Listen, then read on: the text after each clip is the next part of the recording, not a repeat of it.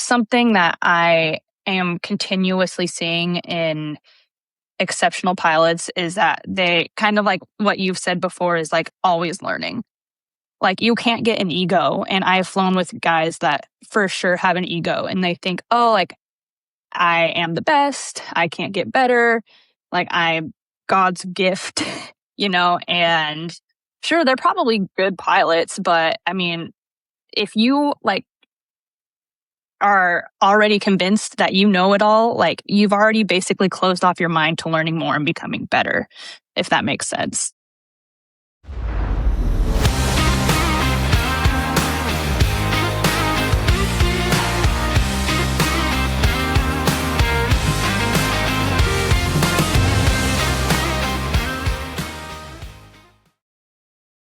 Welcome to the Performance Pilot Podcast, where aviation meets athletic ambition.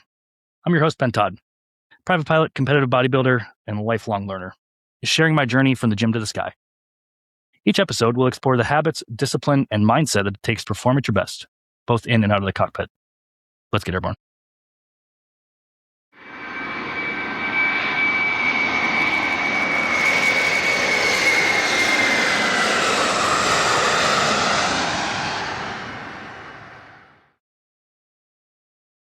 Welcome back to another episode of the podcast.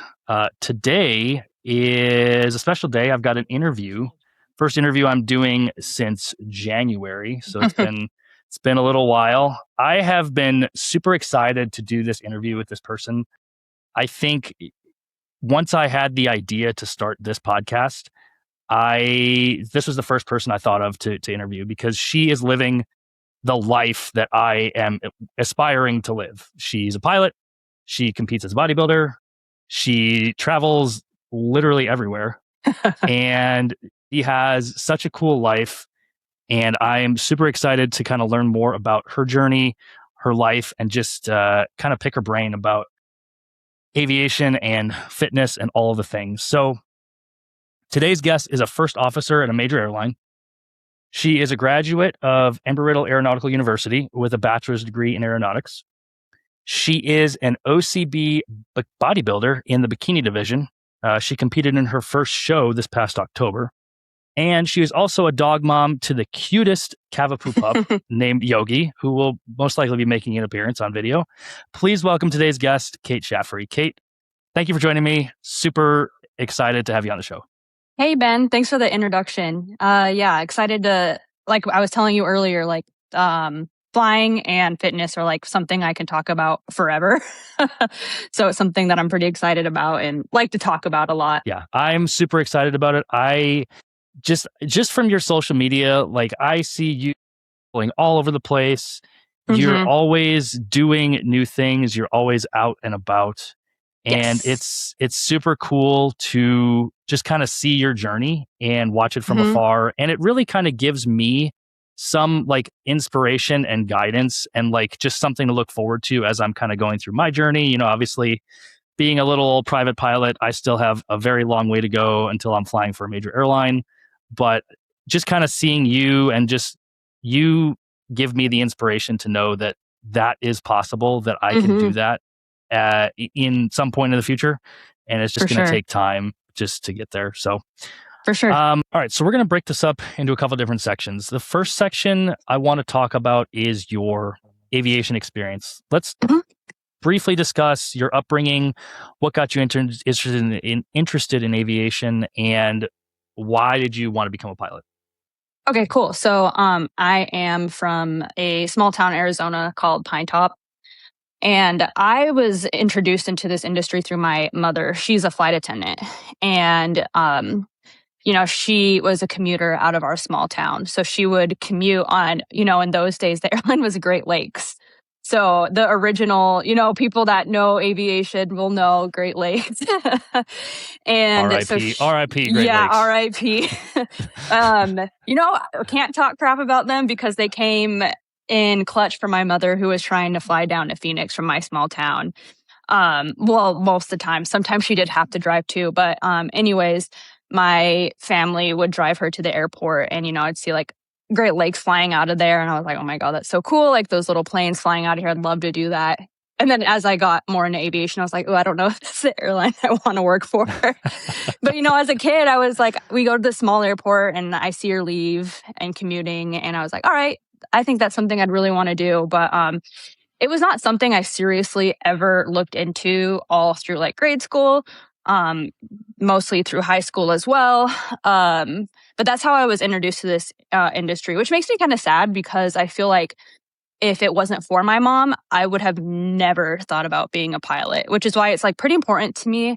I'm trying to get a little bit more involved in like youth, especially like girls in general, just kind of showing them that, or just like exposing the industry a little bit more, because until recently, it's been like the majority of airline pilots have been prior military, and that's not always that's not the only route. Even though primarily that used to be the only route or the primary route. And so that's kind of how I grew up. And, my mom's not a pilot and I didn't have any mentors or anything like that. So it was not something that I ever really considered too much of growing up. And I'll admit it, I'm not a super smart person. I'm just a hard worker, and math does not come easy to me. And I just thought that like pilots were like scientists, basically. I was like, there is no way that that is a career for me, basically. But I honestly I have two brothers, and my little brother and I grew up playing a lot of video games. And I think that's kind of how I got into like dexterity and things like that, is just growing up playing video games. And, like just being around like my like family, just being around aviation, like centered around my mother. So I think that's the biggest reason why I was introduced into aviation, was just my mother being a commuter out of a small airport, and we would pick her up and take her to work all the time. That's super cool. And I can relate to that because, and I've shared this in previous episodes, that my dad was a ramp agent for America West, based here in Phoenix. Yes. Long time ago. And, that's kind of how I got exposed to it, right? We would go to the airport before 9/11. You'd be able to go like down to the gate and kind of hang out. And so cool. It was not I remember, I was going to say the same thing. I remember dropping my mom off at Sholo Airport, and there's no security there. We would just walk her up to like the plane, basically. Yep. And like we had, this is how small my town is. Like our field trips were to like the airport. This is the only airport in the vicinity of my town. And I remember going to the airport when I like doing field trips, and there was no security there. So it's so cool to like talk to someone where they like were around it, but really didn't have like that pilot mentor. Like you get it. Like it was cool to like see it, but like it's hard to kind of make that jump when you don't really have the knowledge. Yeah, I can absolutely relate to that. I've been involved in a couple of like aviation groups here in Phoenix, but cool.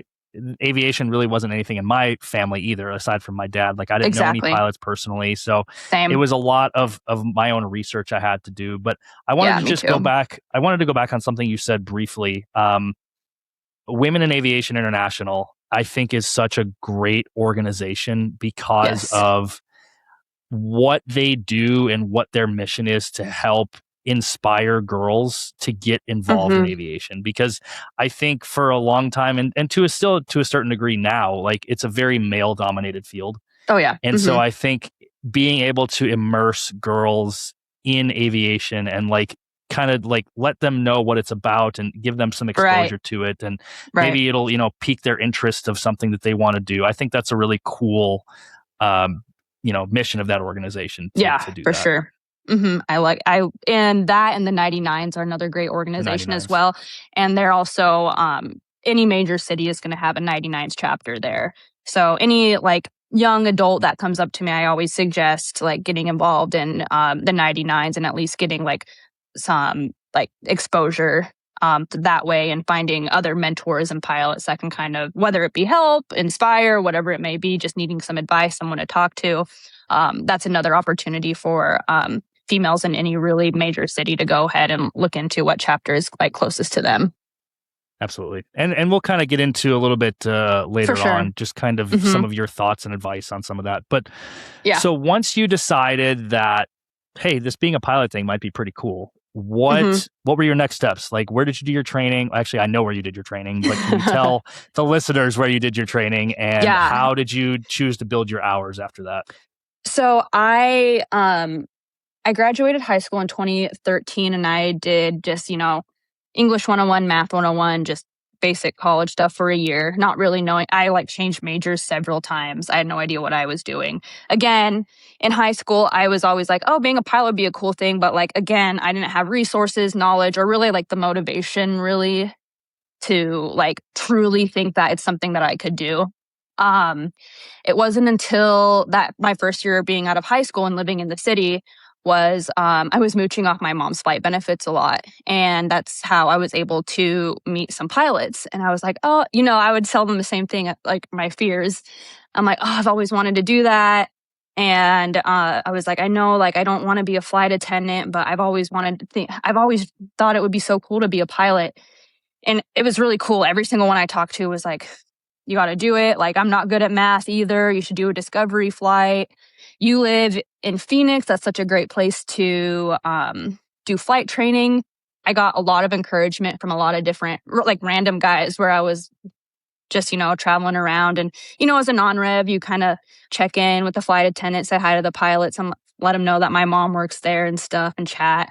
So it was really cool just talking to a handful of guys. And I was like, maybe this is something just having someone tell me I can do it and it is achievable and you live in a great city to go ahead and even look into it. So that's what I started to do. I, again, didn't really have a set mentor. So, you Google flight training in Arizona and what's going to come up, Embry-Riddle Aeronautical University.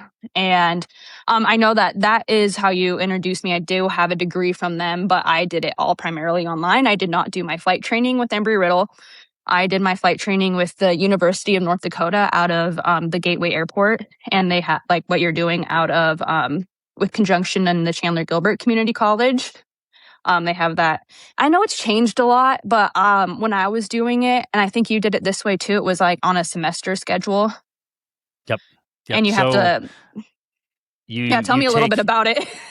Yeah, so the way that they have it set up these days, and I don't know if it was different back when you were evaluating that as an option, but it's based on the semester schedule. You have, I came in with a ton of transfer credits because I've taken 2 years of college, so all of my gen eds were pretty much done. Nice. So really all I needed to do was schedule my flight lessons through my instructor. We had a ground school that was led by one of the senior instructors at UND, but it was through Chandler Gilbert College. So we would go to the college 2 days a week, sit in ground school for an hour and a half. And then we had, tests subsequently after that. But so it's a slower pace than UND's accelerated program. UND's accelerated program is you do it exactly through UND. You have no affiliation with the community college. Sure. And that program condenses down. I think the private pilot program you get done in less than 90 days. Wow. Whereas I'm kind of glad Chandler they did Gilbert, that. Yeah, it gives people options, right? So if you have the funding to do the accelerated and you want to just get it done and you have the study habits, I will say just through my experience that the pacing at Chandler Gilbert was fast enough for me to be able to still allocate time to studying and really making sure I knew what I was doing. I felt really prepared going into tests and stage checks and the check ride and everything. Yeah. The accelerated program, same way. Sorry, mine was the same. So I did it through the semester program. I didn't know if the acceleration way was the only way now, but the way that you did it was the same way I did it. Yeah, and I will say I've heard from other people the accelerated program is fast. You're flying 5, 6, 7 days a week. You've got ground school 4 days a week. You've got it's fast. And so you really have to be able to dedicate the time and the energy to do it. Sure. It sounds like otherwise ATP. You won't be successful. Yeah, 100%. It sounds like ATP, similar. And for some people, that's great. That's just, again, I am someone that is not, I need time to learn things at my own pace. And something like ATP is just not something I know that I would thrive in. And I can relate to that. I feel the same way. And for some people, that's great. It works well. And I just knew 100%. I had options, and I was like, I know that is just not something I knew that that's not something I really wanted to do. So like I was saying earlier, you Google flight training in Arizona, and Embry-Riddle Prescott comes up. So I liked I viewed their campus. I got accepted. I even got like a lot of scholarships too. But even with, all that financial help, I even had like an enrollment fee in there and everything. I was like about to pick out dorms and stuff. And like when I finally did decide that this is what I wanted to do, and me and my family started breaking down the money, and we're like, there's no way that like this is attainable. I'm like, this is going to put me in debt forever. And no hate to Embry-Riddle. It's a fantastic program. Yes. But when I was a junior in high school, my family came out here. We toured the campus. I love the campus. I also had a lot of financial aid. I had a lot of scholarships just because I was a pretty good student. But even at that time, it was my family and I had the same conversation. It was just too much money to invest at that time. And that's why I decided not to as well. Right, exactly. So I pulled out of that option. I think you made a really good decision to go to UND. Yes. Just from my personal experience going through their private program the last few months. Yes. I think you made a really good decision to do that. I think I did too. If I were to do it over, I do think maybe I would have just transferred to ASU. I'm glad I didn't. Everything worked out really well. The only thing with ASU is like I would be an in-state student, and I would also, have some scholarship. And they also had the restricted ATP. They had the restricted ATP rule, so I wouldn't have to get the full 1,500 hours. But if I would, and they have a lot of really great programs there. They have like the CRJ simulator. They have the hyperbaric chamber. There's a lot of upsides to going that route. Again, though, like my family and I, after learning a little bit about Embry-Riddle, we're like, okay, I'm getting the same certificates at the end of the day. What's the cheapest route for us to do this? And UND just happened to be the best program in my research to that. That's really encouraging for me to hear too, just as I continue on through my training. And, I've had such a great experience at UND so far. So it's really encouraging to hear that, as you went through the entire program, that you also felt the same way, that you had a really good experience there. So let's talk more about, so you instructed. How long did you instruct for after you finished all your ratings and certificates? I instructed for almost 2 years. Okay. So I finished my CFI mid-semester. So like we were saying, how they run off the semester program. So I was told to apply in the spring and at UND. And in the meantime, I just had my application out everywhere, and I ended up getting a instructing job out of Falcon Field Airport. And I really liked it. I'd started in 2017, and I finished in my first time instructing in 2019. And I did I did private students for a little bit, but they mostly needed me for instrument instruction. Okay. Did you feel that getting your double I was a good decision? That's something that I'm considering doing as I get further down the road. Would you say that it's worth it, or would you rather just stick with just your CFI? If you can get someone else to pay for it, I think that would be awesome. So that's how the flight school that I went to, they paid for my double I because that's where they needed the instruction. And sometimes you need to you need to say, hey, I'm going to be here for X amount of hours or X amount of time if we're going to pay for this. So I got lucky. So I got that paid for me. And they came to me for MEI as well. However, I was just pumping. I had so many instrument students. I was like, I remember when I quit instructing, my boss was like, I'm going to have to hire 2 people to replace you because I was there 6 days a week, 12 hours a day. I was extreme. I don't think I can ever be that motivated again. And I was just like, bring on more students, bring on more students. And those lessons were 2 hours long. So I was getting 2, 4, 6, upward 6. I think the most you can do is 6 or 8. I was doing the most amount that you can do that each day. That's a lot of flight time. That's a ton of flight time. It's great. Yeah. So that was kind of my issue, is like my first 6 months, it was very slow because it was all like just initial students. Mhm. And then once I got my instrument instruction, my CFII is when it really picked up. So anyways, they came with me to pay for my MEI as well, but I was just pumping out hours and time so much, it just didn't make sense for me to commit to staying there as long as they wanted me to for the MEI I would have had to take a step back from students, Sure. study, focus. And I was like, it's not something that I really want to pour my energy into right now. I want to pour my energy into my students.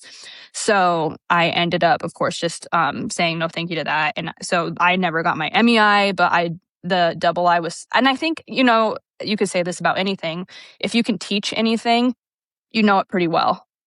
So just for that alone, I do think it's something great for any pilot to have so that they can really solidify their instrument skills and knowledge. But even better if you could get someone to pay for it. I don't know if the industry is like that now for instructors, but when I was an instructor, they were really needing IIs. So I was in that part of my career at a really good time for that to occur for me. Yeah, that's super cool. To my knowledge, I don't know of any flight schools that are offering that to pay for your II. You know as well as I know, the industry ebbs and flows. Yes. So in 2 years, once I get to maybe being a II, maybe things will be different. But that's really cool that you had that opportunity. I'm sure that gave you a ton of knowledge and experience in mostly probably simulated instrument conditions, but that also probably really helped you as you progressed deeper into your career. For sure. I definitely think it was something that will solidify anyone's skills, is just learning how to teach instrument. 100%. I definitely agree with that. So after you got done instructing, you said you instructed until 2019. Yes. What was we know what's coming in 2020, but what was next for you after instructing ended in 2019? Okay, so I finished instructing at the end of 2019, and I went to an American wholly owned, and this particular wholly owned, God, is so crazy. All regionals at the time, except for SkyWest, was offering like sign-on bonuses. I had like offers from you could get offers from any regional that you wanted, basically. So I picked a wholly owned because of the flow.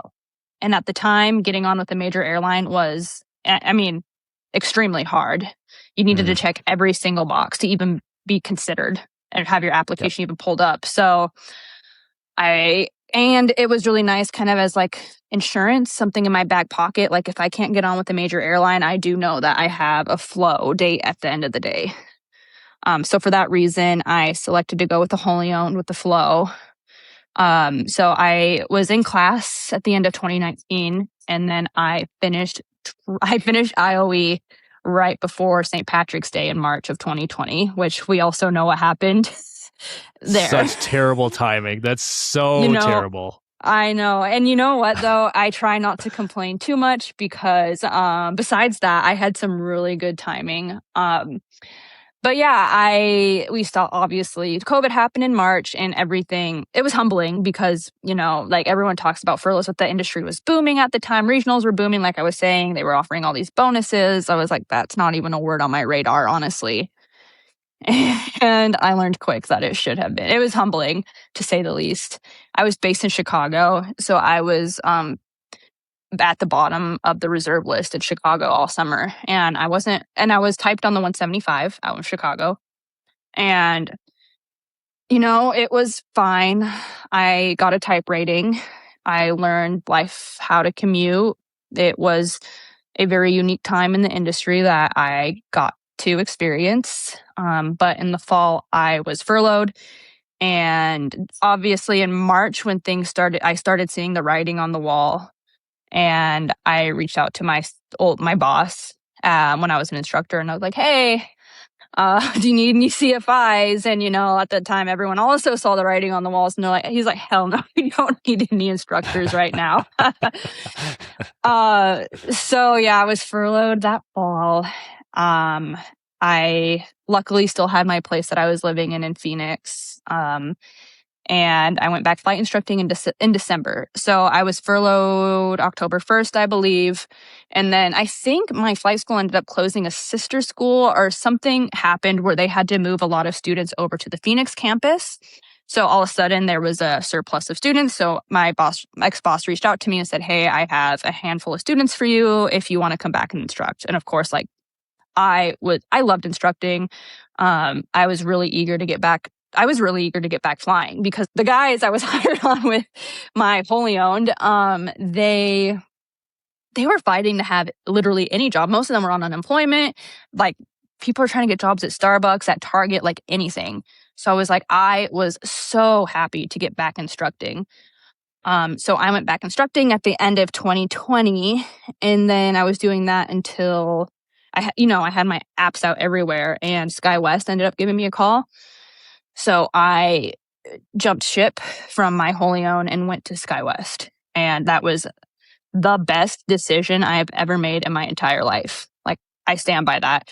And at the time, it was an extremely risky decision because of what I was saying earlier of the flow. So you're at SkyWest and, you're flying with them. So what was kind of the next step? When did you decide you wanted to start applying for the majors? How much time, how many hours were you at that point? And then what did that kind of look like for you? So like I said, I was on the 175 at my original airline, and I was on the CRJ at SkyWest. I freaking love the CRJ. It was such a fun little jet. I miss it so much.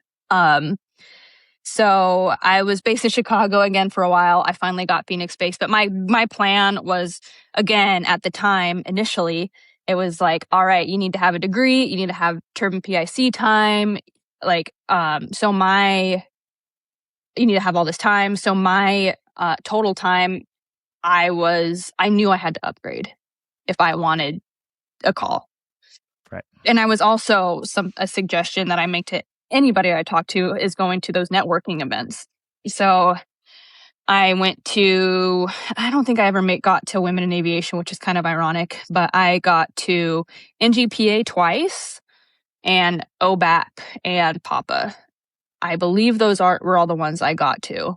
But I mean, I did at least 4 or 5 of those, just kind of networking, and those get your resume to. Yeah, I want to stop you there and just ask. I want to ask a question. Did you find that going to the conferences were a helpful decision or a helpful thing for you to do to get in front of recruiters, get face time with these different airlines? Do you think that would be? I'm looking at doing, going to conferences later on as I get more time and get through all my ratings and certs. Mm-hmm. Would you say that would be a good decision? Was that beneficial for you? Yes. I was going to say that gets your resume to the top of their stack. Face-to-face time. They look back and they see, oh, this person's been to Women in Aviation, they've been to NGPA, they've talked to us every single time, look how much time they're accumulating. So I know that is what got me my call to come to the airline that I am at now, because I got my call to interview less than a week after I went to NGPA. That's cool. So you didn't you didn't get an interview with them in person at NGPA, but you probably talked to some of the recruiters there. I did not ever have an offer. No one ever pulled me back and was like, "Hey, we want to interview you today?" Okay. It was more of a, "Why do you want to work here?" Or tell me about yourself kind of stuff. Mm-hmm. And you just kind of talk to some recruiters. It is not like a formal interview. It's just more tell me about yourself and what are you flying? Where do you live? Did you do any formal interview prep before you really started grinding and hitting the pavement on that? I did. I think that you need to. Okay. There is a very specific way. Yes. It's, and people are like, oh, it's expensive. And like, you can just like Google how to interview. And it's like, yeah, you're putting millions of dollars on the line by not paying for that. These are experts and you go through like practice, like interviews, and they tell you, all right, this was a great story, but you need to break it up A, B, C, D. They call it, I think, STAR. It's like an format. acronym. Yes. Yep. Oh, like having PTSD thinking about it. But it's literally like I remember going to sleep and like dreaming of like stories. And I'm like, how can I tell that better? Like, what are they looking for? Like, it was a 24-hour, 7-day-a-week thing on my mind. I was always on my phone typing out stories. I'm like, oh, I remember that happened. I would get my phone out and start typing out stories. I'm like, little details. I would write everything down. And then, after every week I would go through and format it the way that you need to. And I would talk to the experts, and they're like, that's a great story. Let's talk about it more. Let's break it down more. To kind of get your point across better, to make the story stronger. So they got me my job, honestly.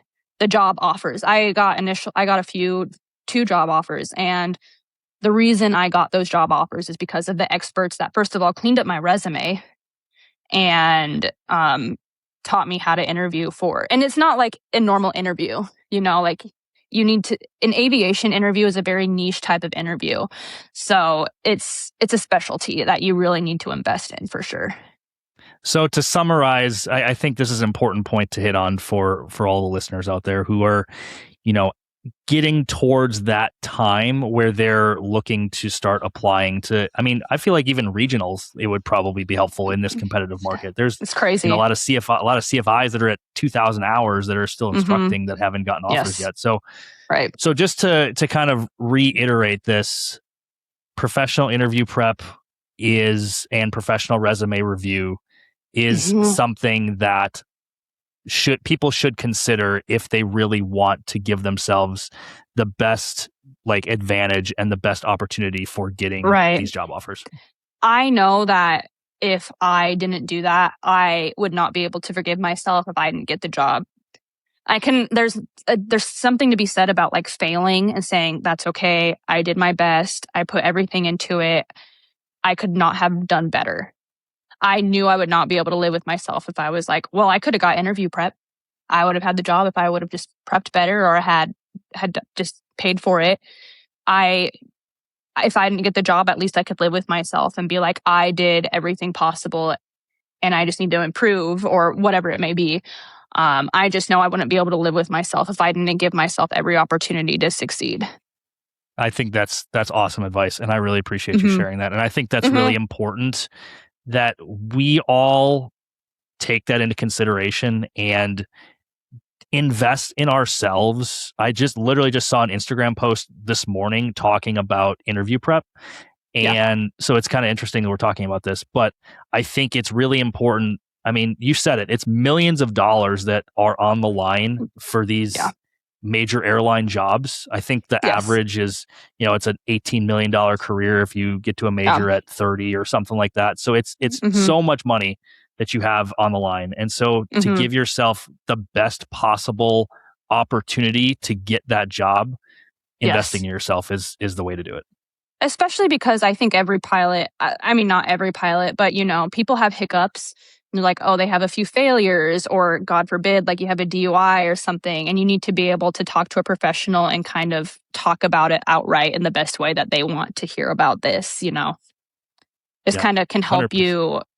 Help you because I mean I have failures and it's something that I need to talk about and own up to, but there's strategies to go about talking about your past.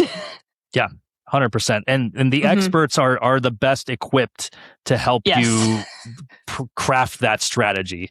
Exactly. So I think it's great that you did that. I think it's great that you shared that because I think that's something that a lot of people overlook. Yes. Every person that I know, I shouldn't say every person, but I'm sure there are people out there that did not invest in it and are at their dream job. Every single one of my friends that are at major airlines, though, have invested in professional aviation interview prep. That's awesome. That's super cool advice. So thank you for sharing that. So you got your CJO.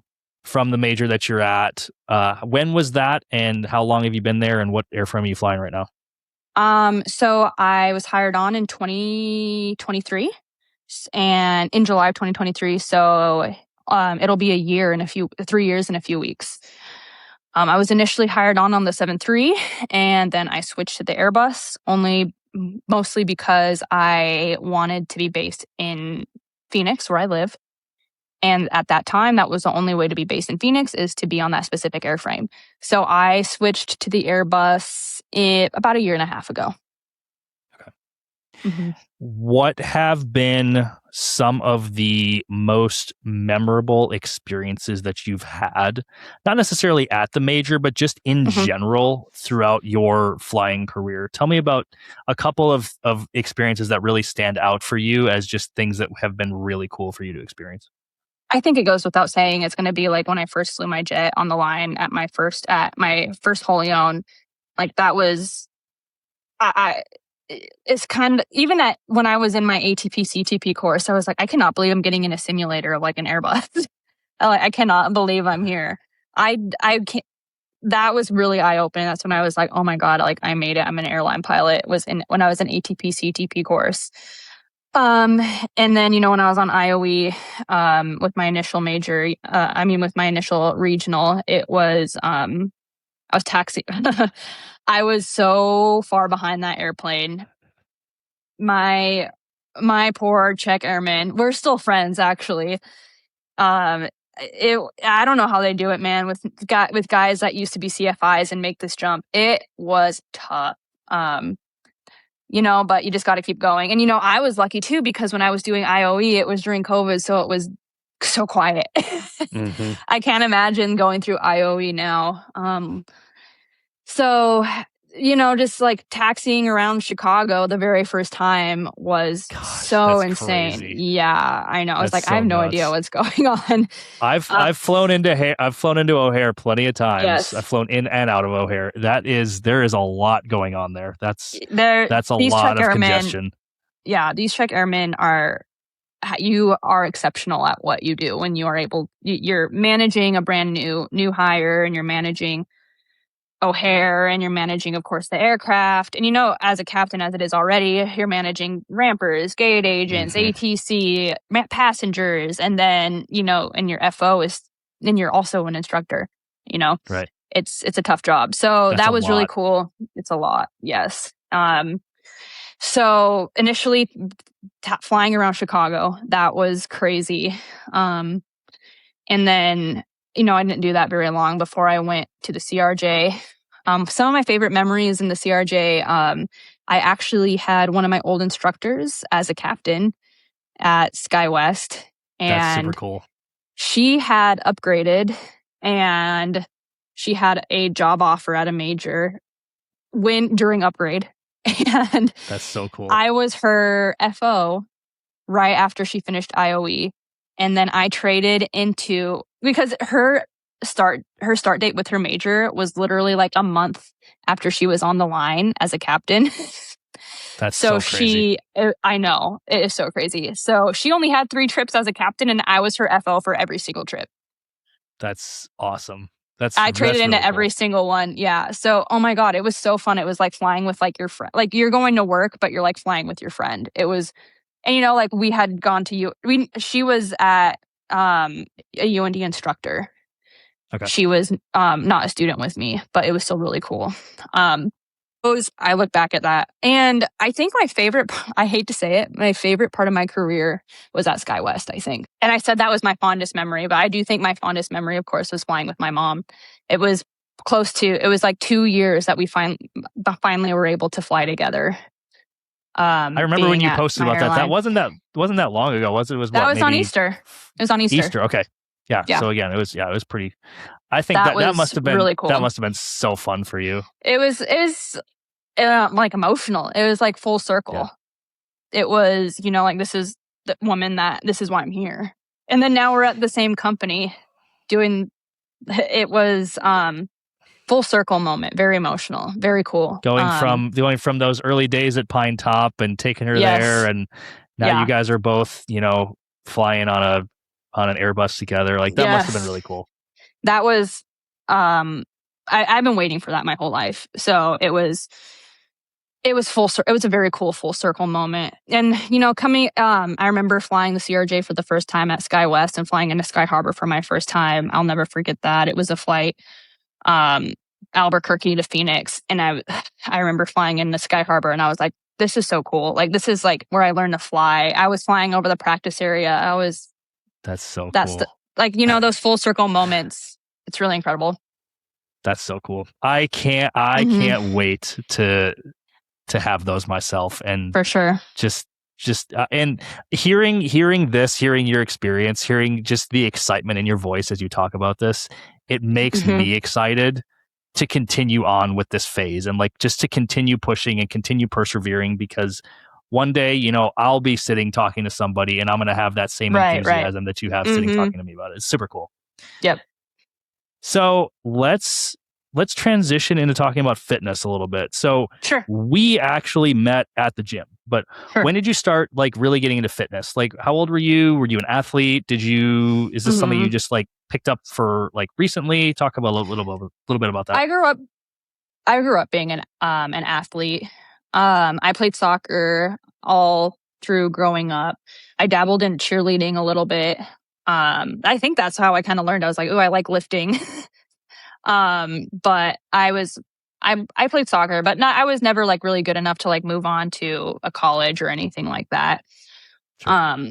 So did that. And I remember always being like envious of people, like of guys who got to like play football. I think like if football was socially acceptable for girls, I really wanted to play football. And it's so cool now because kids can play flag football. I was like, man, I wish like that would have been like a thing for me in school. So I was always, I loved Powder Puff. I freaking killed it in Powder Puff, like things like that. So yeah, I've always been really into sports. I've always been into like movement. I did like a half marathon a few years ago before I got really into bodybuilding. I really try and focus on like getting my 10,000 steps, things like just little movements here and there. I like having my class pass and, trying out new things, like random stuff. Like I'll do like Pilates or like, and then the next day I'll do like a spin. I haven't done them lately, but like that's kind of how I was like sprinkling, like staying active. I'm like, oh, I'm kind of bored today. I'll go do a spin class or something like that. That's cool. When did you start actually really taking weightlifting seriously and like trying to learn more about biomechanics and just like movements and things like that? About 3 years ago, a little over 3 years ago now, I would say. Oh, that's pretty recent. Yeah, pretty recent. I thought I was a runner for a while. I tried to like running. I thought that I was like, all right, like I want to be fit. I want to be small. Like, I guess like running is the way to do that. And it's for some people, but I was like I was trying to find my thing and I thought that running was my thing. And I learned quickly, I shouldn't say that. I did it for a little bit and I was just kind of doing it because I like was forcing myself to do it. And sure, it's like a okay way to stay active. But like I said, I would rather do like class pass with like spin or Pilates or whatever. Everyone has their thing, and whenever somebody asks me like for advice on like what's the best thing to do, or I always just kind of tell people you got to find your thing, right? Yeah. Whatever you like to do, there's no one right answer. It's not running, it's not weight training, it's not Pilates, it's not spin, it's not whatever. Like it's whatever you want it to be, as long as you're staying active and doing something active. Agreed. Right. So yeah, it's been I really started to focus a little bit more on being healthy in 2020. I was in my young 20s, of course. I was going out a lot. I was drinking a ton. Like that was just how it was. And then it kind of was forced to come to an end, of course, in 2020 when COVID happened. And I kind of, it was kind of a bummer. I was like, man, this is like my mid-20s. I want to keep partying. I want to keep drinking. I want to keep going out. And once I kind of started was forced to stop being unhealthy, basically, I realized how much better I was feeling by starting to run more and focus on movement more and learning a little bit more about, I didn't really know too much about nutrition. I was actually vegetarian for almost a decade. Really? And that was, It's a pescatarian. Most people don't really know what that means, but since we're fitness, hopefully people. So I would only eat fish. Okay. That was my only source of protein. But it was truly because I liked eating healthy, but I couldn't really afford eating healthy at that time through college and flight instructing. It was just kind of my way to eat less. I'm like, oh, I can't eat that because if I could just like cut myself off of like a whole food group, basically, I would eat less. So I was basically running a lot and not eating, to stay skinny. Yep. And so it wasn't until that's the cycle that a lot of people get into. Exactly. It happens. It happens. Mm-hmm. It does, and I can't blame that. Like looking back, I can't blame people for that. Yep. It's So yeah, it wasn't until about 3-4 years ago I started eating meat and changing and learning a little bit more about weightlifting. I actually got a lifestyle trainer, and she taught me everything about what I know now, like kind of got me started with macros and weightlifting. And I knew that weightlifting was something that was important. But I was not good at it. So I didn't have like a split. I didn't like break it up by like an upper or lower, but like, oh, every once in a while I'll go do this machine or this machine. I didn't really have like knowledge about it. And I think as a beginner though, oh, for sure. As a beginner, that's completely acceptable. And I kind of will go back to when I first started weight training. Like I didn't know what I was doing either. I mean, I might look like I do now, but back in those days, like I had no clue. I would just kind of go like just do some random machines and call it a day. Exactly. Yeah, exactly. So it wasn't until I had really like a friend I was seeing how she would do these things, and she also was a competitor as well. And I learned from her basically about like it was cool. What the game changer for me was when it became a sport. So I would like track my lifts, and I could feel myself being able to get that one extra rep in or those few extra pounds. And I was like, this is X amount of weight or X amount of reps more than what I did last week or whatever it may be. And I'm like, I want to keep getting better. So once I was actually like documenting my lifts and having like a set, again, like some sort of like rigid regimen, schedule, documentation of like my progress, it became like more of a sport to me. And that's kind of when that's when I started to fall in love with it, was when I could physically feel and see myself getting stronger. And that was the game changer for me. I posted about this, I think a week or two ago, talking about how hypertrophy and progressive overload is literally like a tangible output for you making progress and you improving in the gym. Like see yourself going from lifting this weight, 4 weeks ago, and now you're lifting this weight. Right. And just to see that progression of that progress, that's a tangible like effect of you making progress and getting stronger and all of that. So it's super cool that you kind of discovered that yourself, and that's kind of how you started to fall in love with it. Yes, exactly. It was just going with it was truly just a friend that knew what she was doing. I mean, I was paying her, but I would consider her a good friend of mine, and we would go and work out. She'd teach me how to do it, and again, start documenting it. I'm like, wow, this is really fun, and I was kind of good at it, so I liked it. That's super cool. That's super cool that she was willing to kind of provide that education and that assistance for you. Yes, because otherwise, like, it's hard for people who don't really know how to lift to go in and like lift by themselves, because they don't know if their form's correct. They don't know if the movement that they're doing is like targeting a specific muscle group. There's just a lot that beginners don't know. And so it's cool that you had somebody there to kind of mentor and guide you into exactly like really learning how to do this stuff. Yeah, agreed. When did you decide you wanted to do a bodybuilding show? Like what kind of sparked your interest in that? So again, my friend, my lifestyle friend's trainer, she had just done a show a year before we started being together a few times a week. And I was like, man, that's so cool. But like, I just kind of, just kind of assumed, I was like, that's not something that would ever really be in the cards for me.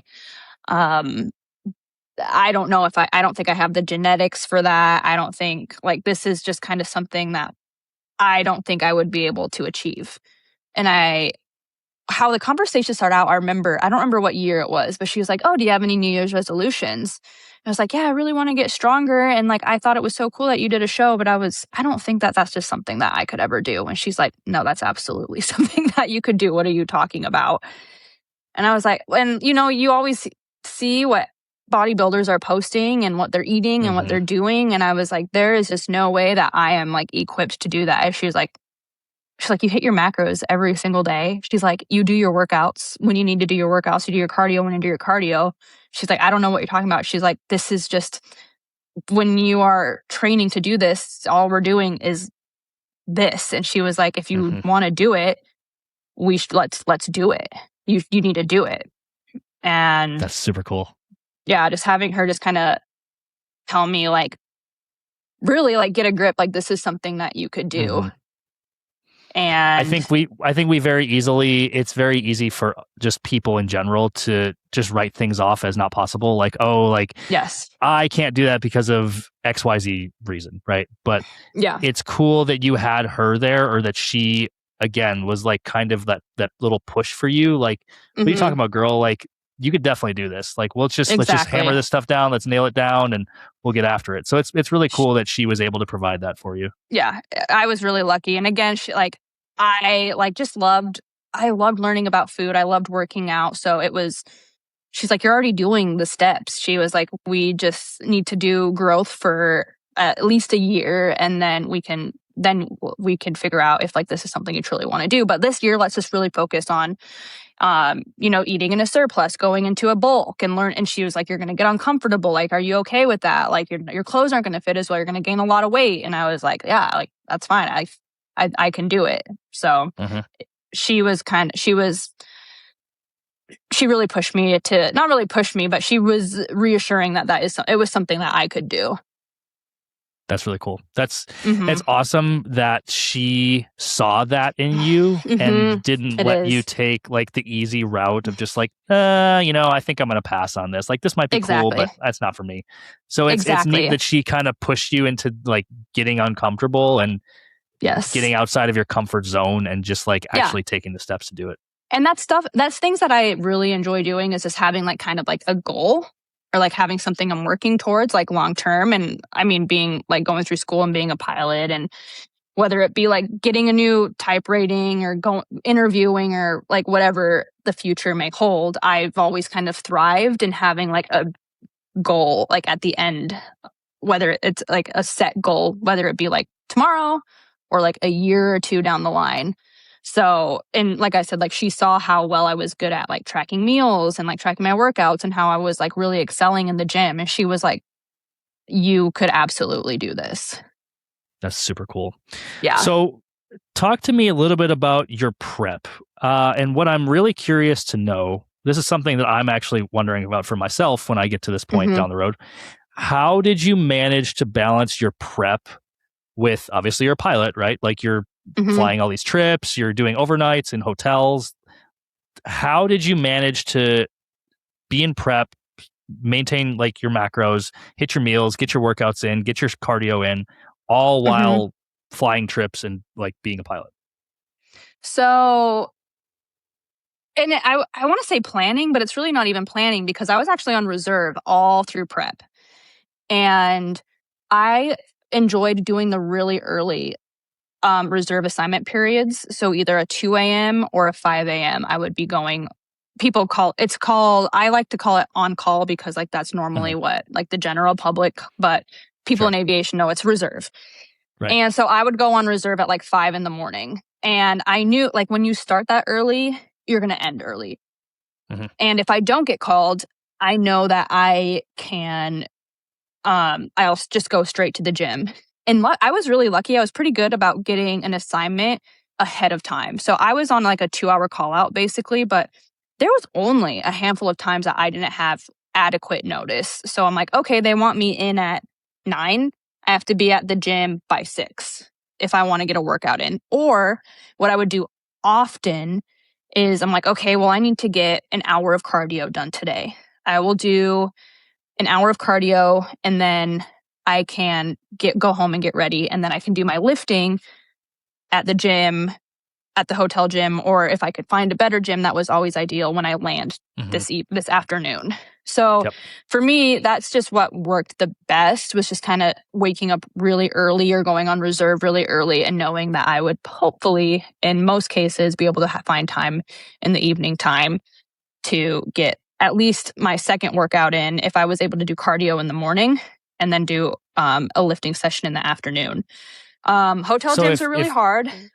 So if you went on reserve, let's say at 5 a.m., you're generally, if you got a call, right, or if you get a call, you're generally going to have a morning flight, right? Generally speaking, that's usually how that would work. Yes. Well, and because you wouldn't be legal for too much past into the evening, you know? Right. So you'd have a morning flight. So you would land at whatever destination that you would be going to sometime in the evening, which would still give you time before the day is over to get your workout and get whatever you need to do done. And like I said, on a really good day, I would know the evening before someone would, like, for example, call out the evening before, and then I would see it on my schedule. They legally are not allowed to alert us until you actually go on reserve. So a lot of the times they would tell me the night before, and they're like, you need to be in at 8. So I'm like, okay, well, if I can get cardio in I can get like at least 20 minutes of cardio in the morning. And then go in and then do my weightlifting after. So it really, I kind of had to take it day by day and figure out what kind of, where I was in the week and where I would be, at what time I would be able to work out. And then I would just kind of sprinkle in cardio wherever I could get cardio in at any moment of time. I was always needing to do more cardio. So I was like, if I can get it in the morning, I can get it in the afternoon. Hell, I was even getting it in Dallas airport. There was like a underground gym for like the rampers. And I would be going down there and getting cardio in, or at least like an ab session in. Yeah. So I just had to take it day by day and figure out how to squeeze in the workouts that I needed to squeeze in. So what you're saying, if I'm just kind of reading between the lines a little bit, is there's a way to do it. Like, you can figure out a way. Like, I'm sure you could make excuses and be like, well, I can't do my lift because this hotel gym sucks and there's not another gym or whatever. You could probably make all the excuses in the world about it. But at the end of the day, like, if you needed to get it done and you had the desire to get it done, you'd figure out a way to get it done. You're going to, people have asked me before, well, like, how did you do it? How, that's so crazy. I'm like, if you want something, you are going to do it. And it does not matter what is placed in front of you. You're going to do it. Like, it was truly just like a day-to-day thing. I would just adapt. I'm like, oh, you know what? I'm going to this shitty little place where they were not going to have any leg machines, and I will not be able to get a good leg workout in that day. But I was like, okay, well, what if I go to TG really, really early in the morning the day before, get a good leg workout in, and then tomorrow, at least if I have a cable machine and some dumbbells, I can at least get a good upper body in that day. That's so cool. You know, like, so again, I really have no other way to put it besides, it was just like a day-to-day thing trying to figure out how to do it. Planet Fitness was my savior. I would Uber, because Planet Fitnesses are everywhere, and they have they're going to be better than any hotel gym. 100%. Absolutely. So Planet Fitness was a great resource for me because they are all over the country, every major city, even minor cities, they're all over the place. So ideally they would be in walking distance, but I would Uber to Planet Fitnesses all the time to get a real workout in. They're like in every major, they're in Kona, they're in Honolulu, they're in Columbus, like they're everywhere. So they really Planet Fitness had a huge component in traveling and finding real gyms in the country. You didn't let the situation dictate how you were going to respond to it. You just like figured out a way to make it work. Well, and Ben, to be totally honest with you, this is going to sound weird. I think it was pretty easy with my job. I will say the hardest thing, and the thing that really is going to hurt someone that is going to compete in this industry, is going to be rest.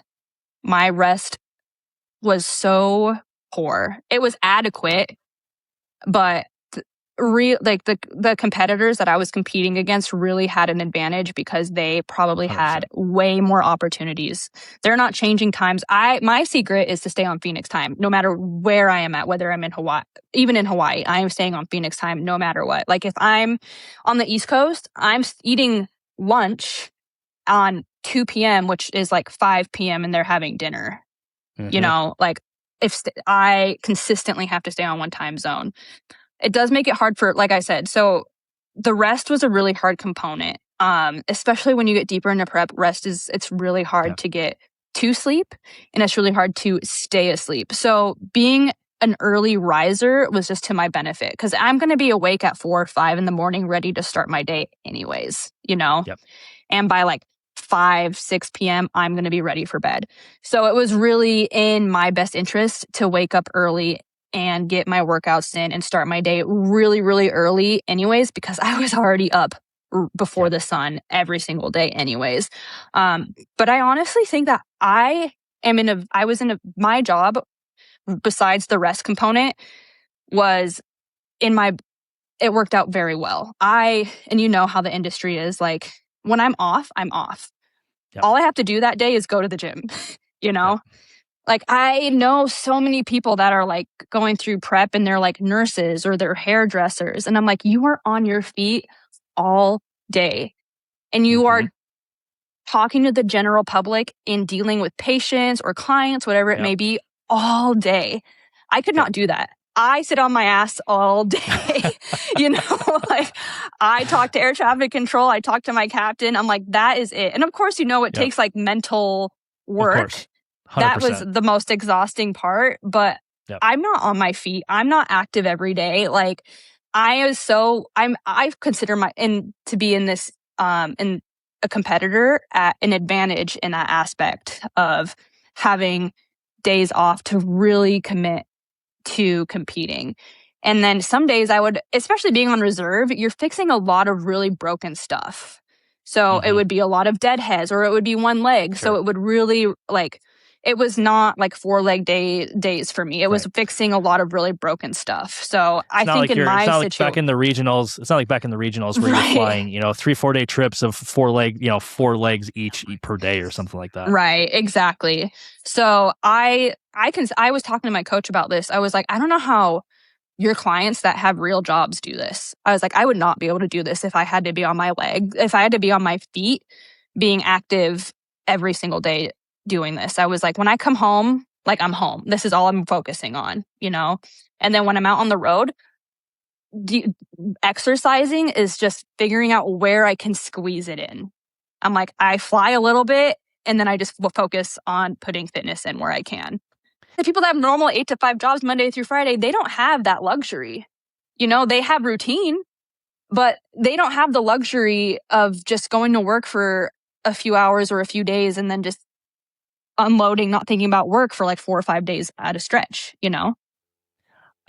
Like I said, I just saw the girls that my coach was working with that had real jobs. And I was like, these girls are superheroes. I don't know how they're doing it. I will say though, when I was telling my coach that, she's like, Kate, that's why you have so much cardio. And that's why I need you to do at least 10,000 steps every single day because you are on your ass all day. That's true. And like these girls, they're like, these girls are not at the cardio level that you are needing to do. They're not having to make up for it on the other end because they are on their feet all day. So it does come with some pros and cons. But I would have it no other way. That's so cool. So you competed in October. What was that experience like? What was show day like? What was the lead up like? Did you have fun? Like, tell me about it. So I really I love meal prepping. I love counting macros. I love going into a bulk. I love going into a cut. I love the process of it. It is so fun for me. And another reason why I really liked getting into bodybuilding is just something that those aspects I really, really enjoy. So when I started my cut in prep, I was It's so funny looking back now. My coach is like, we do our weekly check-ins. And I'm like, I don't know what's so hard about this. This is so much fun. I'm so strong. I'm so fit. I love eating. I'm like, this cut is amazing. Yeah, I really was thriving in prep until I want to say about July. Yep. And that would have put you, what, like 12 weeks out-ish? September, October. 4 months out. So, yeah, 12 weeks out is July. One of my best friends had a bachelorette party. And I packed all of my meals for the bachelorette, and I didn't drink at all, and I didn't eat anything at all besides like my food. That's when I realized I was like, this is not fun anymore. Mm-hmm. Yep. And again, like going into it, I was like, oh, this is fine. Like I won't need to drink. I won't need to eat out. That was when it was starting to get not fun. And then August, I threw a surprise birthday party for my best friend, and we went to Ocean 44, and all of her friends were there eating like these like lobster and scallops, which is like my favorite food. And it's hard too because everyone there is like, oh, well, this is healthy. Like this is protein. Exactly. Like that every day. That's all I was here. Oh, like this is healthy. I'm like, you can have some of this. And it's hard because my immediate reaction is like frustration, and they just don't know, Right. So August, that birthday party was really hard. And then my sleeping started to it was hard to sleep. I really had to focus on sleeping. And man, like the wind would blow and I would be awake. Like I was learning how to like sleep. I had the earplugs in, I had the face mask on. Like I was starting to listen to like really boring podcasts and really boring books because my mind was still like wanting to be awake, but I know I had to sleep. So if I listened, just close my eyes with the face mask on, and I was like, just listen to this podcast for an hour. And at the end of the hour, you will be asleep. So it was just like a grueling hour of like trying to fall asleep. So I had to account for an hour or two actually getting to sleep before I actually got to sleep. So again, and with the job, and I knew I was going to be up at 4 a.m. anyway. So I'm like starting to try to go to sleep at like 6. Right. And in the summertime, that's really also hard to do. Super hard. Yeah. So, and then, in being a pilot, like I can't like really take anything for that either, and especially OCB. But there was nothing I could do about that besides like, okay, I need to account for going to sleep is going to be a challenge. So that is truly like the hardest part about competing with the job was just rest was a challenge, and getting to rest and getting adequate sleep, because at the end of the day, getting rest for work was like the most important thing. 100%. But absolutely. It was just something that I knew I was going to be poor at in my prep. So I knew I needed to come out on top in other aspects like lifting and meal prep and eating and my steps. Like I knew that if you have to control what is in your control. I'm like, okay, well, rest is not ideal, but that just means in the other aspects that I can control, I need to be 100% on to make up for the rest. For sure. Mm-hmm. So I'm sure that was a challenge for you. And as you got further and further into prep, you were probably like, this is hard. I was ready a lot to quit. harder than I don't quit, but I was like, what have I done? And then, at this point, I'm like a month out, and I'm like, right. And so you're already so committed. I'm like, and God, like I've spent thousands of dollars at this point. I'm like, there is, I don't quit. It's something that I put this much time and energy into. But God, like the month out, I was just like, I just need to get to like, peak week, because that's when like the carbs are really going to come up. And I was not a pleasant person to be around either.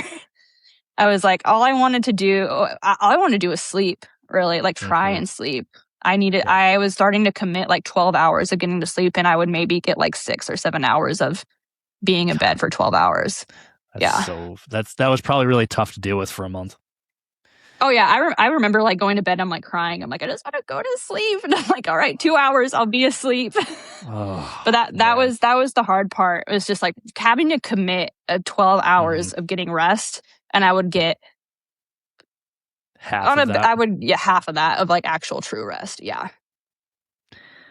So leading up to the show, pretty difficult.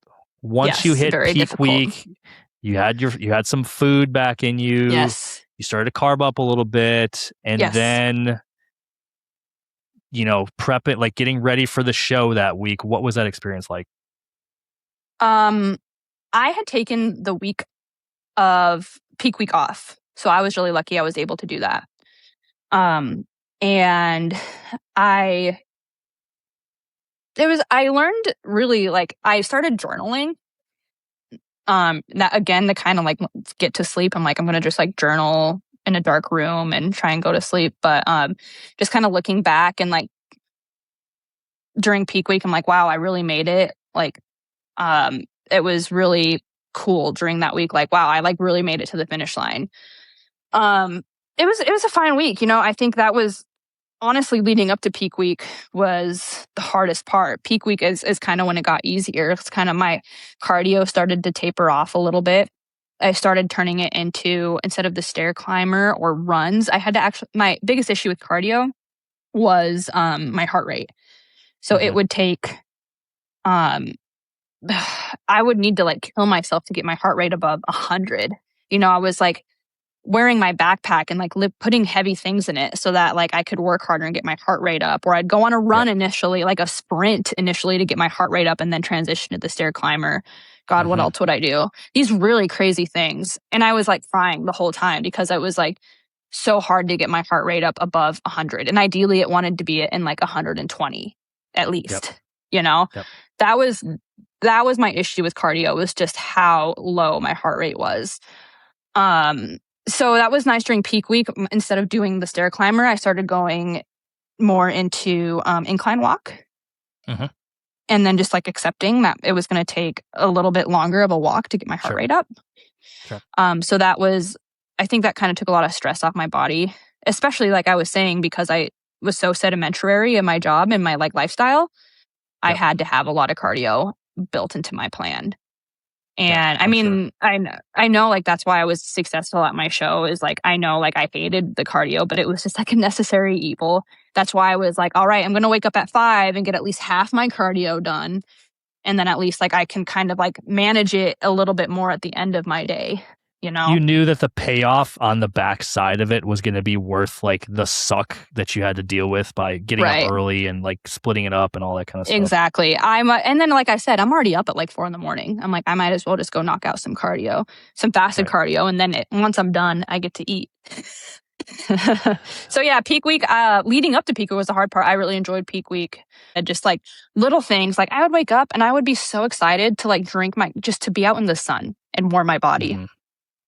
I'm like, oh, I'm so lucky. I get to live in like such a hot climate that I get to sit outside. I get to get some natural sun. And then like, like the summers before, I'm like, oh, like F this sun. I hate summers here. This sucks. And then like I was waking up, I was like, oh, I'm so excited to just like sit outside and sip my coffee and just like love the little things in life, like it was, so that's just like one example. Like I truly was just starting to take like gratitude and like little things in life. So it was just, peak week is kind of when that all started to kind of like show. Like I was saying about journaling too. I was like just kind of looking back during peak week. I'm like, man, like it's really cool like how my mind has like shifted during all this whole process and stuff throughout. And I finally made it, That's really cool. That's super cool. Did the show live up to your expectations? Like had you built up this idea in your mind? It did it? More. Yeah. It was really cool. Like having all the people that like care about me, like even like not even people that like are super close to me, like, people that were just randomly in my life would reach out and be like, oh my God, today's the day. Like, I'm so excited for you no matter what happens. Like even my family was there, like my close friends were there. and all the attention is like on you. Like, having this huge goal and then having it showcased, like the result of all of your work showcased. And of course, like the glam is fun and all that is really fun. Posing was also really challenging. It was exhausting. But I had a posing coach, and I owe so much of my success to her too. That was also hard, like trying to schedule in, like getting sessions in with her. But I would say I had never been to a bodybuilding show until my own. Like the whole reason I think, I had really no idea what to expect. What really what got me into bodybuilding was my initial coach, just like her talking about it and going to the gym that we go to is just like being around people like that kind of like inspired me into it. So I didn't even know what to expect really. So not only did it live up to my expectations, but it exceeded my expectations. That's so cool. I remember seeing your post afterwards. You just looked so happy, and just like all of your family was there, and it looked like a really, really fun experience for you. It exceeded my expectations.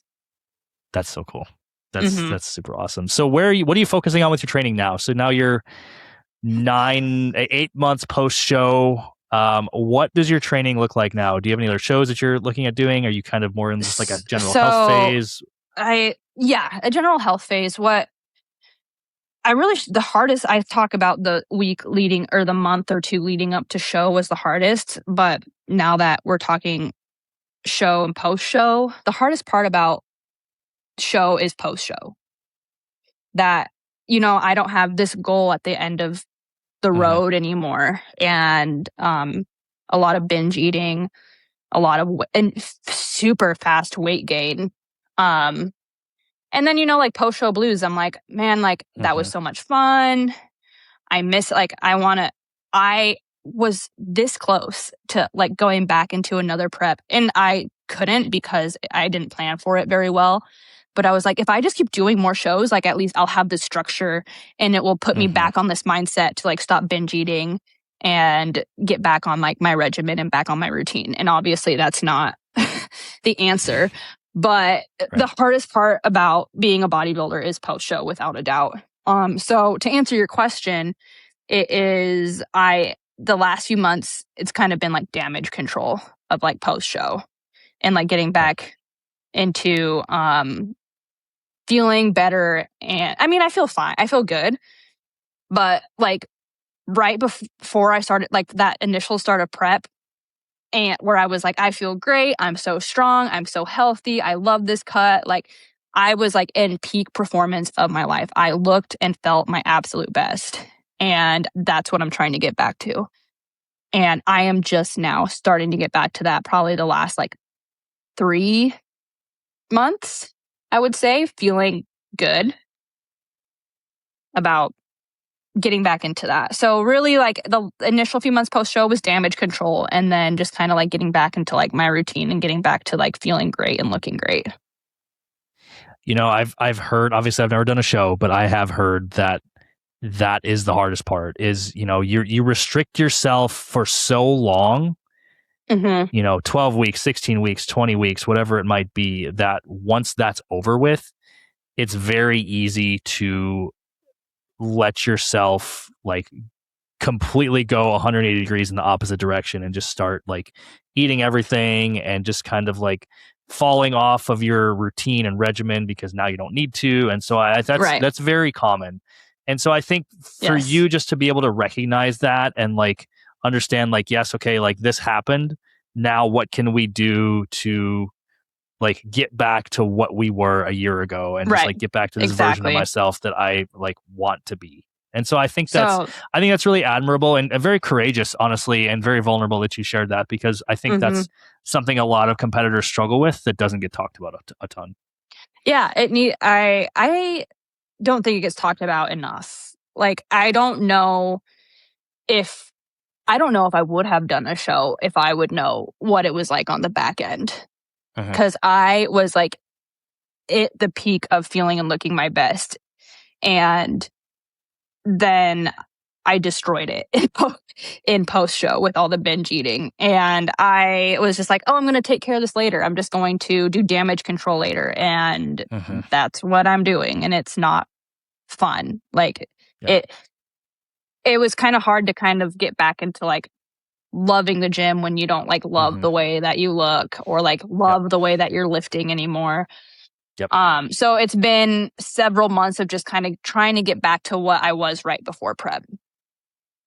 Well, if it's any consolation, we see each other pretty often at the gym these days, just because I'm, going in the mornings now with my new routine. And every time I see you in there, you're always crushing it. You're always, getting after it, doing my best, doing your best. I mean, hey, that's all you can do. And so I think it's a testament to you and just your willingness to like want to try to be better, do better. And I think you're definitely on the right path with doing that. Thank you. Yep. It's finally starting to feel, like I said, the last few months, I'm starting to be like, all right, like this is like how I was feeling back before I like started prep.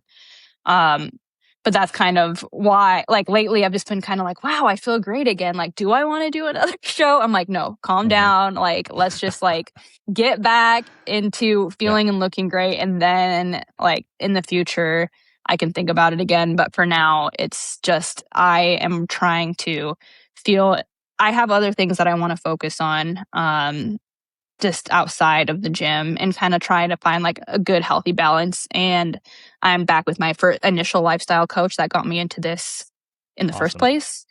Cool. And just kind of having someone, this the thing. It's like, having accountability and having someone to talk to about the gym and being like, like, let's increase cardio or like, just having someone there to like, because I know how to lose weight, I know how to gain weight and I know the science behind it. But like having someone to actually be there and talk you through it and like just have like that accountability is just something that I like to have and something that I need. And like she's such a good friend. So that's the power that I've noticed in having a coach. I mean, I've had a coach for 6 years. And so and I can do the same thing. I can bulk myself. I can cut myself, like all that stuff. But having that, just that neutral, like third party, like to give you that guidance and just that like objective viewpoint, it really is a game changer. For sure. Agreed. Thanks for sharing everything that you have so far, Kait. I think this has been a really inspiring conversation. And I think there's a lot of takeaways that we can learn from this experience and hearing about not only just your journey through your aviation career, but how competing was for you and what that process was like. And now in the post-show phase of life that you're in, just kind of what is important to you right now at this time. For sure. The final portion of this conversation I want to have is just some advice. I mean, I look to you as somebody who has definitely built some knowledge around a thriving aviation career. You've flown, you've instructed, you've flown at the regionals, you're now at the majors. I think that you can offer some good perspective on just people who are either starting their journey or need some guidance, need some support. So looking back on your 12 years in aviation, what are some of the big lessons that you've learned along your journey? I think the biggest thing that kind of got me through my journey was just kind of taking everything day by day. Like I remember when I was a private pilot and I was like, I was just like right where you were at. And I was like, man, I just did like a stage check and I still have to do like the real thing. And I was like, and that's just one of many. And I have so many in my career. Like I would start to spiral, like just thinking about like what I still need to conquer. And that will drive you crazy. You just like need to like think about it day to day. So that kept me sane because you can't think about like long term. You just gotta have to go day by like take each thing as it comes. And then like it's kind of hard to believe like looking back like 12 years, I was like each day, I remember in like PPL, like ground school, like trying to like finish an exam. And I'm like, God, I have so many of these left in my career. Like, is this like really like made for me? And I like mentally had to like just stop thinking like that. So I think just taking I still say it. I'm like one crisis at a time. Like focus on like the crisis of that day. And then like once you conquer that crisis, it's just like moving on to like the next crisis. But that's the I'm biggest thing I so would bad say at is like, that. I'm so bad at that. Like for me, I have this habitual habit of always thinking like 18 steps into the me future. too. Me too. And I sometimes It's forget that. overwhelming. Yeah, 100%. And And it there's the doesn't old help. saying, no, it doesn't. And there's the old saying, Yeah. how do you eat an elephant? You eat an elephant one bite at a time, right? So Yeah.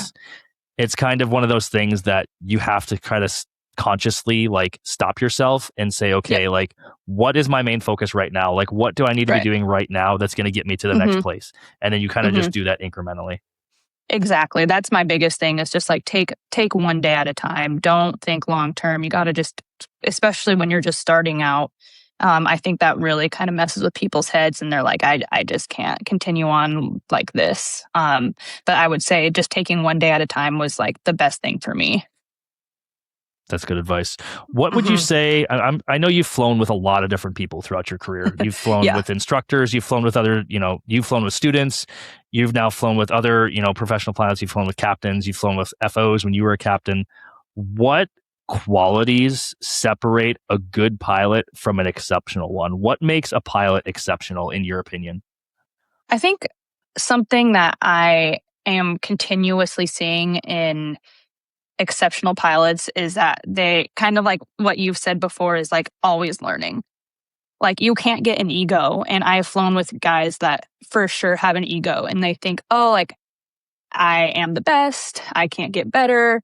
Like I'm God's gift, and sure, they're probably good pilots. But I mean, if you like are already convinced that you know it all, like you've already basically closed off your mind to learning more and becoming better, if that makes sense.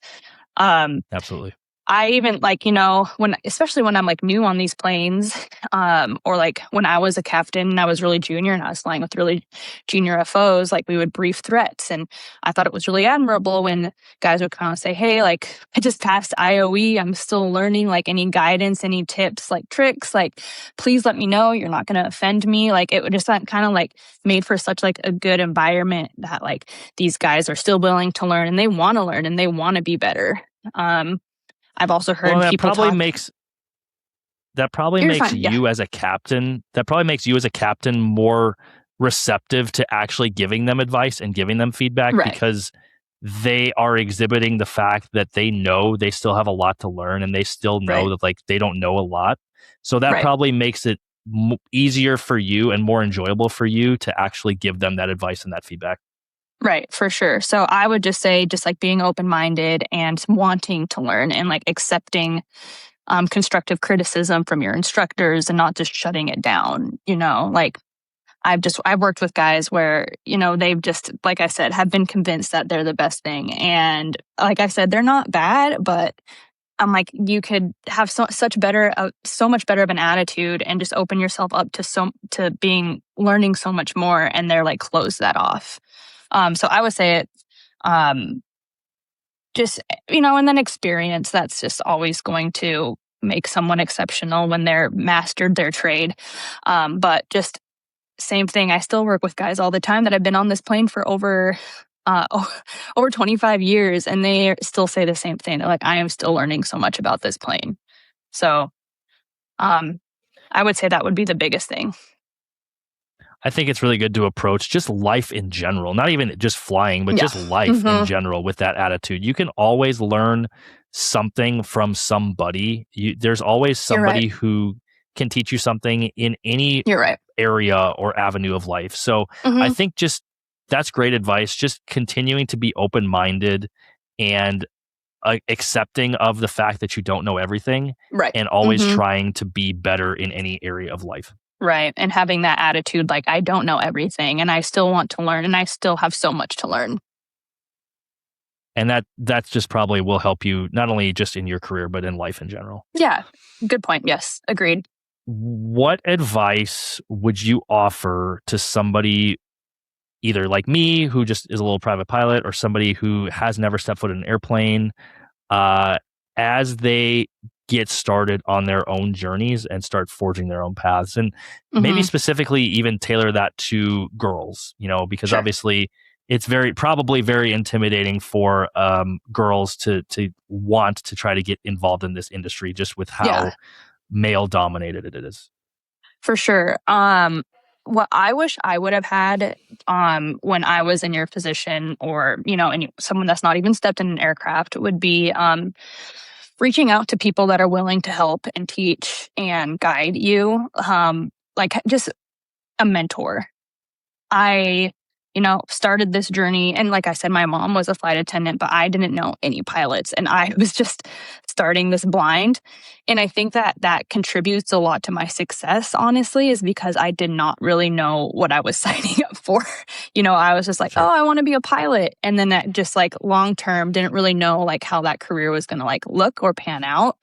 Like, I wish I would have known a little bit more about like furloughs and the ebbs and flows of the career, and, how timing can be everything. Like, I feel like if I would have, like known that, or someone would have warned me about that, I, probably would have been a little bit afraid to make the first leap into this career. With that being said, I don't think like if someone is passionate about this career, should let what might be how the future may look to scare them away. If you're passionate about, you have to be passionate about this and about flying, Right. in order to keep going. So first of all, I would say find someone that can kind of guide you, so you don't go in as blind as I was going into this career, and kind of like mentally prepare you a little bit for what's ahead, but also don't let that scare you. I would just say have someone like that's in your corner that you could just always go to. And it doesn't matter if it's like even long-term career. It's like, oh, I'm having this issue, or I'm having, even I've had people, they're like, oh, I get sick when I go up and fly. Like, what do you suggest for that? Like, just like little things where someone that can understand what you're going through and kind of point you in the right direction and just give you longevity advice.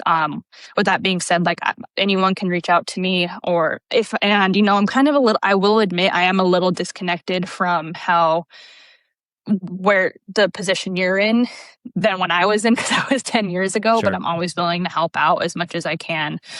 So I would just say like and it doesn't even have to be like if a young girl finding a female pilot, like I said, the first few pilots I talked to were just guys that were flying me around when I was mooching off my mom's flight benefits, and they encouraged me, and like I never kept in contact with them or anything, but as I continued to fly, I made connections. And we talked about that too, how, networking is really important, but you just meet like so many people in this industry that can that have more knowledge than you and can kind of guide you and give you some advice. So that's what I would say, would just, first of all, also get a discovery flight and see if this is actually something that you could do like long term. And just make sure that the places that you're looking into, the biggest thing I would say is like maintenance. Make sure that they're safe and they're not cutting corners when it comes to, obviously, like safety is the most important aspect in aviation all around. So make sure that they take safety seriously across the board. But as long as you can find someone that can get you like pointed in the right direction, so you're not going in so blind. And, there's lots of information out there on the internet, but I think talking to someone that's truly gone through it, or can find someone that is more familiar with your situation that can help out, can kind of save you a lot of like getting lost. I don't really know the right word to say it, but I just felt so lost sometimes when I didn't have someone to talk to. And at the time, there wasn't very many female role models or pilots that I had that I could reach out to, or really any pilot that I could reach out to. So I just think it's important to make those connections and find people. And I found people along the way, but if I would have had them in the beginning of my career, I think that would have helped me a lot. Well, and I think social media is much bigger now than it was when you were going through training. You're right. And You're right. there's so many of the quote unquote pilot influencers that are out there now on the internet. Mm-hmm. I think just having access to those people, having better or more easy access to those people, makes it easier to find somebody who can help you. And I can just speak from experience. I have a couple mentors who've been helping guide me just through my journey so far. It is so helpful to have somebody who's 2, 3, 4, 5 steps ahead of you, who can kind of tell you and prepare you for what's coming next, or Right. And I give did you not have that. And that's amazing alternate that you things have to that. consider, or just things that you don't know what you don't know, right? Don't and know. so it's nice to have somebody there who has learned that, been there, and can help pass that information on to you. Totally agree. And it's really cool to see, like when I started my private, there was a class of 50 and there was only 2 girls in that class. You know, we only had 1 girl and maybe 2 girl instructors. And then you would go in the practice area and you wouldn't hear girls on the radio. It's just 10 years ago, that wasn't a thing. So it's really cool to see how much that has changed in the last decade. And it continues to, too. So I think that there's a lot more available for men and women right now to just get some help and guidance, because it's cool to hear that you have so many people, because I did not have that, and that would have helped me a lot. So like I said, if I could go back and do it again or give anyone advice, it's just like find, like what you said, someone that is like 4 or 5 steps ahead of you that can help you out a little bit, or just talk to, not even help, just like talk to, and just maybe even complain if you. It's already been so helpful. It's already been so helpful for me that I can definitely empathize with you, that having a lack of that when you were going through was probably made your training significantly more difficult. For sure. 100%. So pivoting a little bit, generally speaking, I think pilots really struggle when it comes to, just in general, pilots struggle when it comes to eating healthy while on the road, maintaining an activity level while on the road. And it's something that pilots really struggle with, because you're sedentary for so long, then you're in these hotels and you're not in a city for very long. Right. How have you, I know you touched on this briefly when we were talking about when you were going through prep, but how have you been able to prioritize just health and fitness in a general sense while you're working?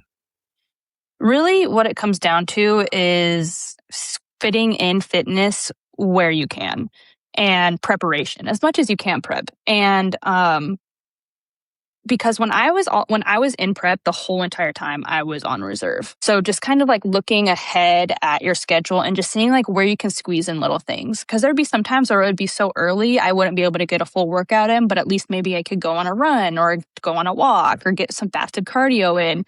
And it doesn't have to be perfect, but at least you can get like something in to kind of, especially to start your day when you're going to be sitting all day. So it's just kind of looking ahead at and we all know that what you plan in this industry is not always what works out. So I would always just make a tentative, I would look at my week, see what days I was on reserve and what days I was scheduled off at home. And I knew the days off at home that were going to be uninterrupted. It was just the day, and I knew I'd be able to work out and get movement in on those days. I would just have to figure out the ways to do that when I was on the road or when I was on reserve. And a lot of times I didn't even get called. So I would just go to the gym, work out. And if I got called, if I had to be there in 2 hours, then I would just leave and I'd have to finish it later, so you just kind of have to be flexible.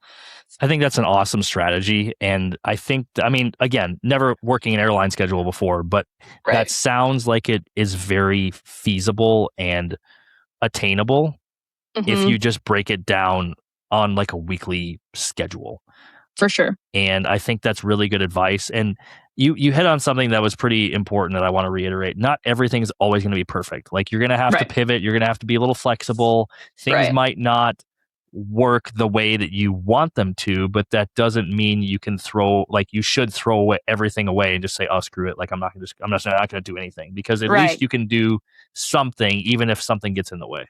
Right. You have to pivot. And like I said, I kind of just look at it like I sprinkle in my workouts and my cardio around my days that I'm working just the best that I can. And if I can't work it in, then I'm like, all right, I'm just going to have to make that up later in the week when I'm off.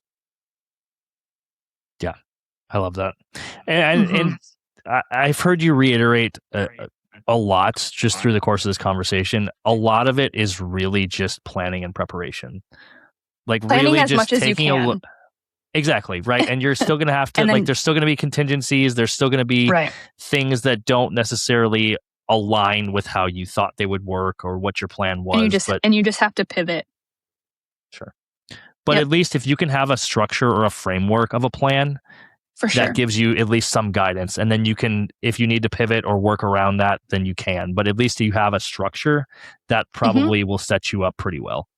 Right, exactly. And then once you have a structure, I like that word. Once you have a structure and you're like, Tuesday was a dumpster fire. I worked all day. I got really bad sleep. I'm not going to get a workout in. And I'm like, all right, that's fine. I know I have 3 days off later in the week.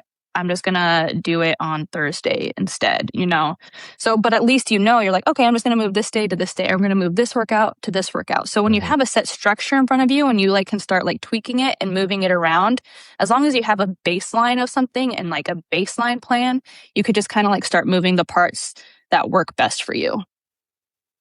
I love that. That's great advice. I appreciate you sharing that. Yeah, for sure. So this has been a really enlightening conversation. I know we've gone on a little past how the length of time I thought we would do it, but I know, this right? has been such a great conversation. This has been so fun. I've really enjoyed it. I hope that the listeners have also found some value and some insight in everything that you've shared, because you've shared a lot of really great things today. Where can people find you if they want to follow? You're always posting. You're in Hawaii right now. That's so awesome. You're literally recording from Hawaii. So cool. You're posting a lot on your Instagram about just where you're traveling to and things you have going on. Where can people find you? And Yogi. And you can't forget about Yogi. He's probably 80% of the things you post on Instagram, but he's awesome. He's so worth the 80%. He is awesome. Where can people find you on Instagram?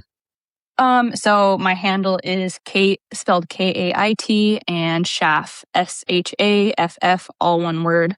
Or if someone's not on Instagram, they don't want to do it that way. If they are friends with you, just tell them to just give them my details and they can reach out anytime. But Instagram, I'm sure, is probably the most reasonable way to find me. I'll see it eventually for sure.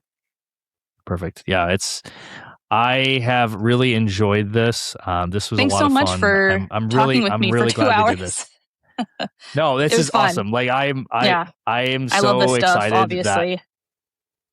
And honestly, I can tell you're really passionate about it, and that's so cool because, again, I kind of said in the intro, you have the life that I want to have eventually, and just seeing you living it and seeing you just doing everything that you do, it gives me the inspiration and the motivation to know yes, that is attainable. Yes. I can do that. It's just going to take a while to get there, but everyone goes through the process. Everyone goes through the journey, and you're doing it. So I'm super proud of you. You Thank you. You're crushing Thank you. Thank you so much. Yep. Yeah, of course. Well, thanks everyone for tuning into this week's episode. If it brought you some value, please share it with someone who's chasing their own version of high performance. Don't forget to follow the show so you don't miss a flight.